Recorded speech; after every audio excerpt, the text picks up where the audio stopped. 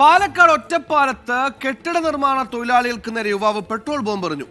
ചുരങ്ങാട് വാണിവിലാസിൽ വീട് നിർമ്മാണത്തിനെത്തിയ തൊഴിലാളികൾക്ക് നേരെയാണ് അയൽവാസി യുവാവിന്റെ പരാക്രമം. പ്രതി നീരജനായ പോലീസ് അന്വേഷണം തുടങ്ങിയിട്ടുണ്ട്. പ്രകോപിപ്പിച്ചത് എന്തെന്ന കാര്യത്തിൽ ഇതുവരെ വ്യക്തത വന്നിട്ടില്ല.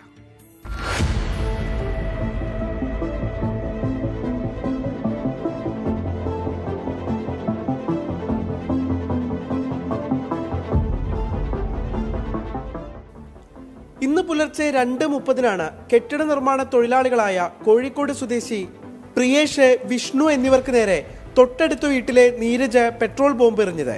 നിർമ്മാണം നടന്നുകൊണ്ടിരിക്കുന്ന വീട്ടിൽ കിടന്നുറങ്ങുകയായിരുന്നു ഇവർ. വലിയ ശബ്ദം കേട്ട് ഓടിക്കൂടിയ വീട്ടുകാരും നാട്ടുകാരും ചേർന്നാണ് ഇരുവരെയും ആശുപത്രിയിൽ എത്തിച്ചത്. രാവിലെ കിടന്നുറങ്ങായിരുന്നു.